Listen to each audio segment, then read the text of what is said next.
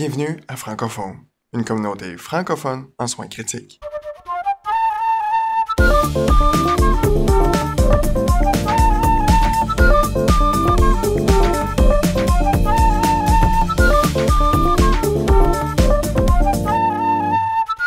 Bienvenue à ce deuxième rap, donc retour aux bases. Aujourd'hui, on va parler de sédation. Mon nom est Mathieu Desgroseilliers, je suis pharmacien certifié en soins critiques, BCCP. Je travaille à l'hôpital Honoré-Mercier du 6 Montérégie-Est. Je travaille en soins critiques, à l'urgence, aux soins intensifs ainsi qu'en réanimation. Aujourd'hui, je suis accompagné de... Ariane Laro. Bonjour tout le monde. En fait, je me présente. Je travaille aux soins intensifs à Santa Cabrini, qui fait partie du CIUS de l'Est de l'île de Montréal. Je travaille aussi en médecine interne là, à Santa. Donc, c'est ça. Aujourd'hui, on se rencontre à nouveau là, pour parler cette fois-ci de sédation. Donc, c'est un autre volet avec beaucoup de médicaments à discuter. Mais pour commencer, il faut savoir comment évaluer la sédation chez nos patients. Hein? Donc, quelle échelle on peut utiliser pour nous aider à nous guider pour le dosage de nos médicaments? Il y a plusieurs échelles dans la littérature. Hein. Je pense qu'il y en a au moins 5, mais il y en a seulement 2 qui sont vraiment validés, qui sont recommandés. Il y a le Ricker Sedation Agitation Scale, qui est le SAS, et tu as le Richmond Agitation Sedation Scale, qui est le RAS. Le RAS étant une échelle qui va de moins 5, donc coma, à plus 4, donc patient combatif et très dangereux. On peut utiliser les deux. Moi, chez nous, on utilise le RAS. Moi, ce que j'aime beaucoup du RAS, c'est que ça va... c'est très intuitif. Hein. Dans le moins, t'es en coma, t'es plus, t'es très agité.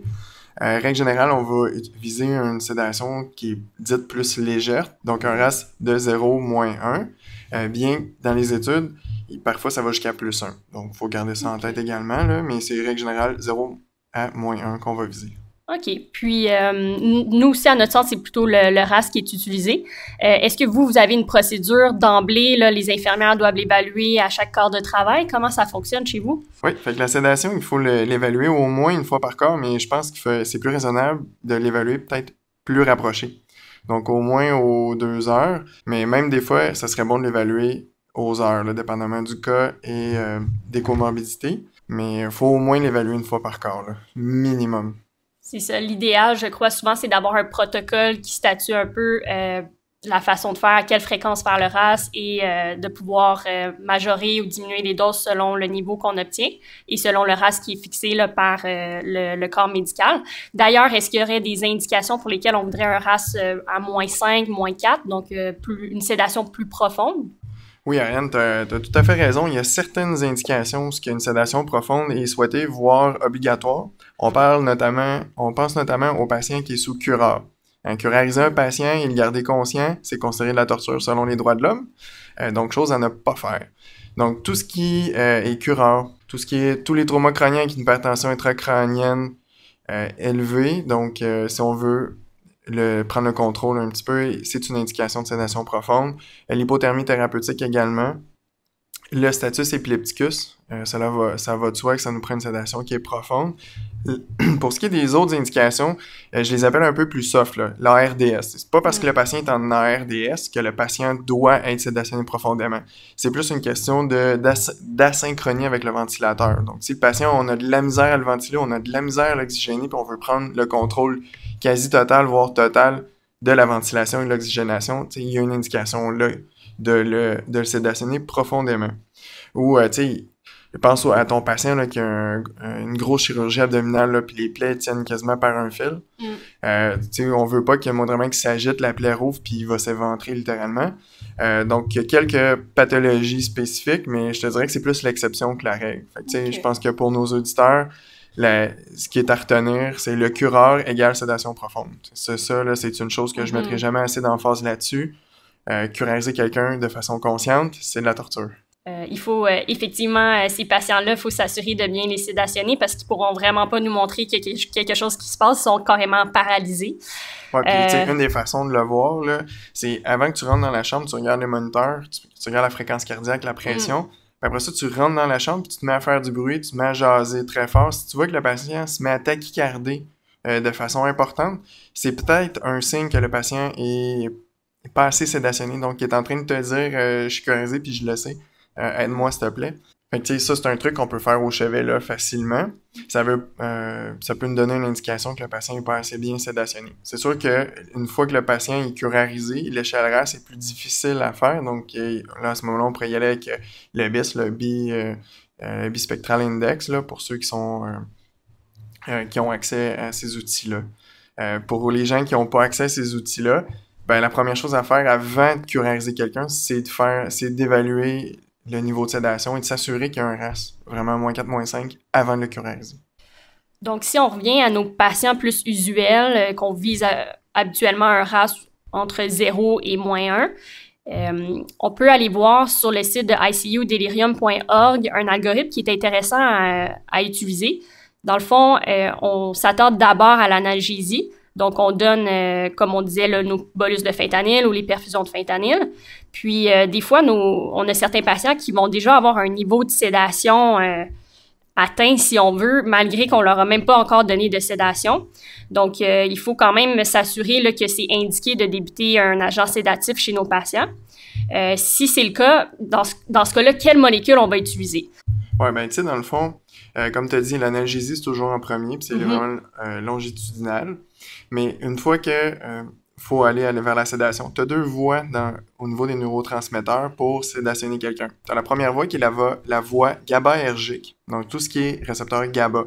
Donc les benzos, principalement le midazolam, qui est le Versed, et le propofol, qui peuvent être utilisés comme GABAergiques. Il faut se rappeler que les benzos, on les utilise de moins en moins parce qu'ils ont été reliés à une augmentation du risque de délirium, de prolongation de la ventilation, prolongation du temps de séjour aux soins.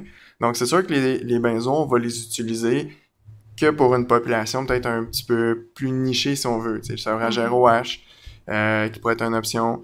Tu as le patient en status épilepticus, qui lui aussi également pourrait être un très bon candidat là, au benzo.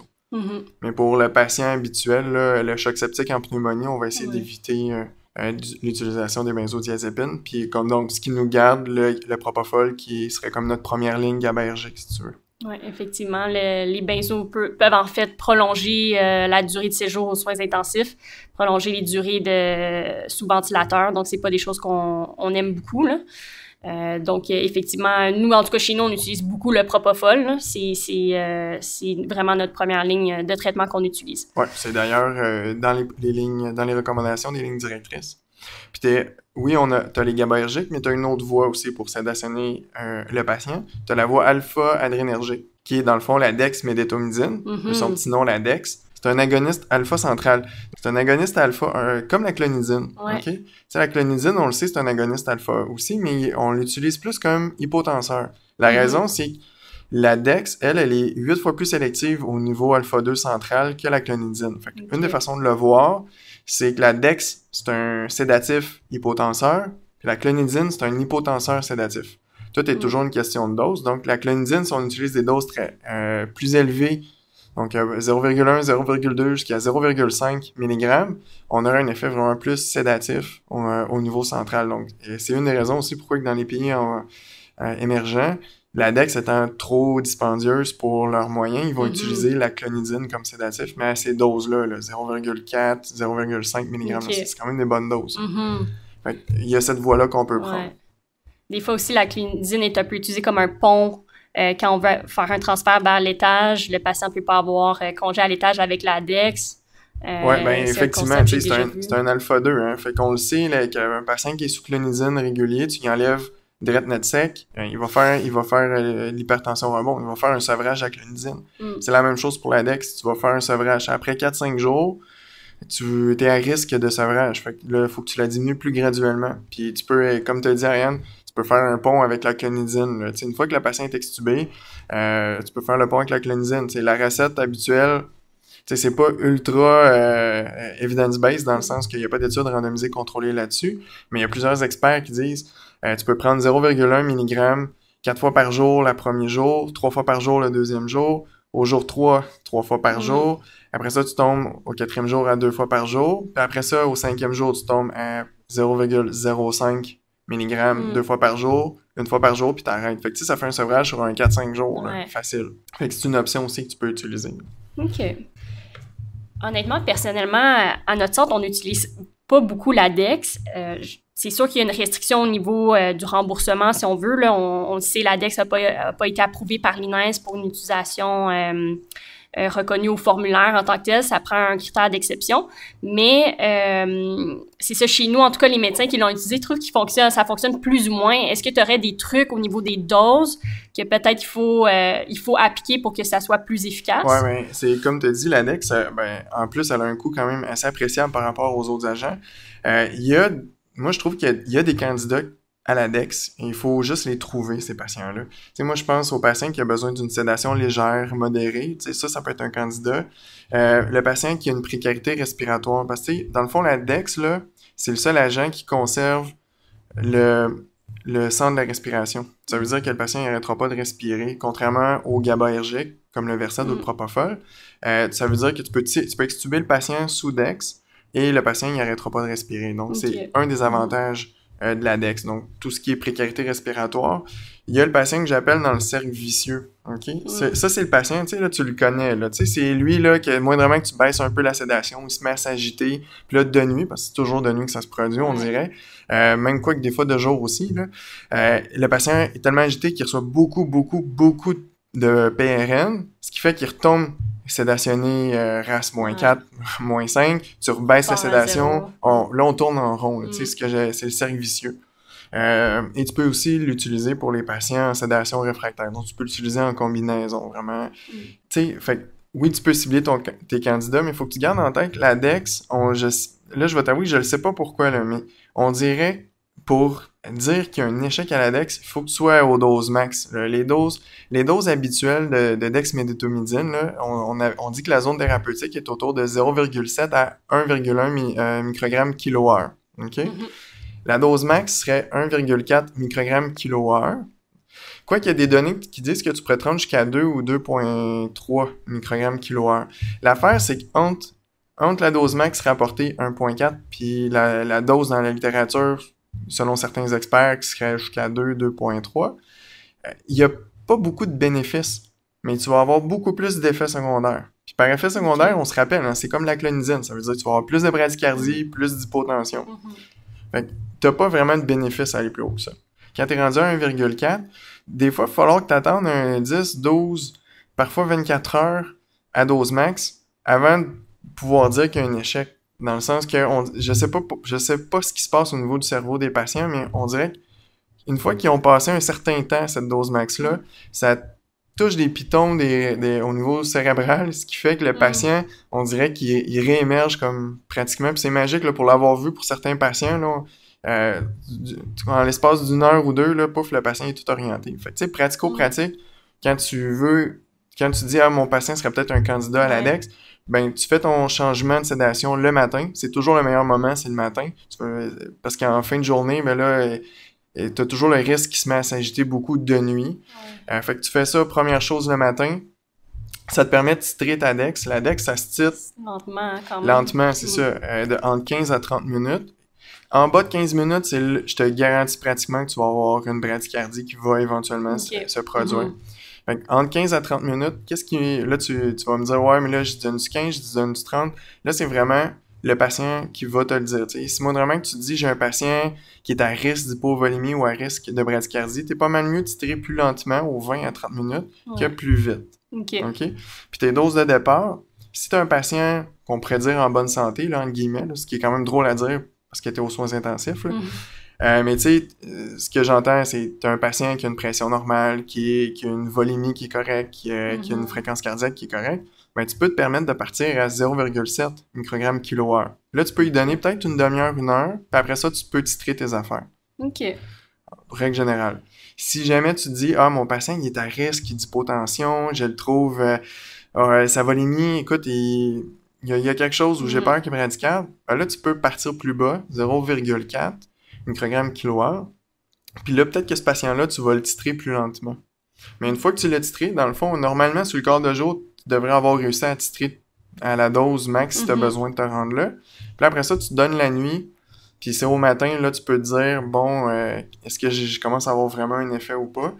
Puis règle générale, ça va y prendre ça un 12-24 heures des fois. Là. Fait que dépendamment d'où tu pars dans ta dans ton chevauchement. C'est un 12 heures, là.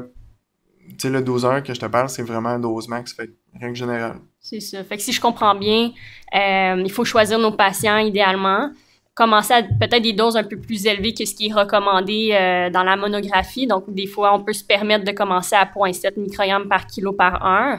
Puis, il faut se laisser la chance d'atteindre les doses jusqu'à 1,4 microgrammes par kilo par heure et même se laisser un 24 heures là, sur des doses, la dose max tolérée, si on veut, avant de statuer si ça fonctionne ou pas. Là. Ça, j'avoue que c'est pas quelque chose que j'ai encore essayé, mais ça va être intéressant. Je pourrais peut-être l'essayer dans mon sens. Une fois que tu l'as essayé, puis ça fait un certain temps, si ça marche pas, ça marche pas. Là, tu t'ostines pas avec. Pareil. C'est ça.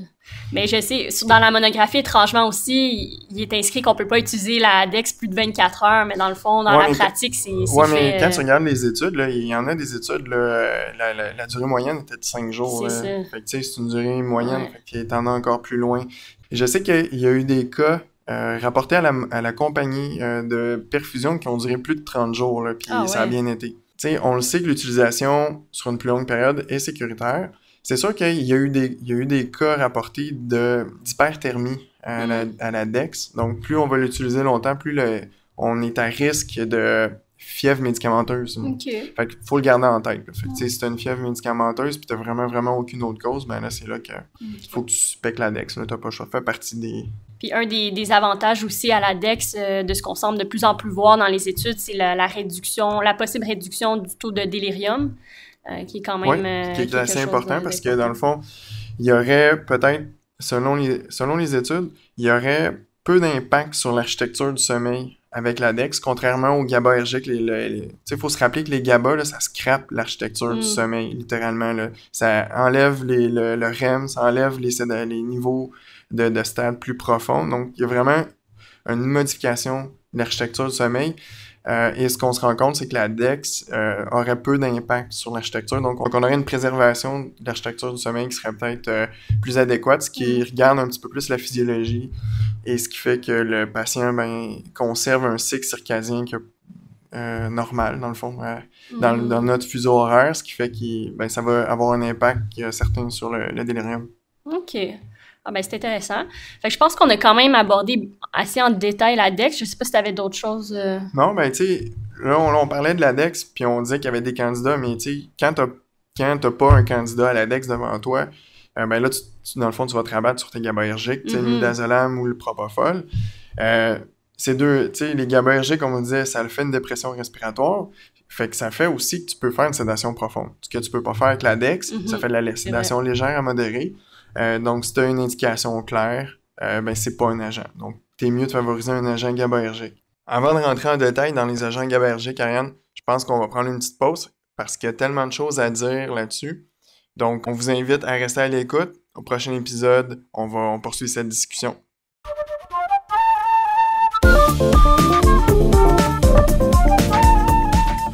L'information contenue dans cette balado-diffusion est de nature informative seulement et ne remplace aucunement le jugement ou l'avis d'un professionnel.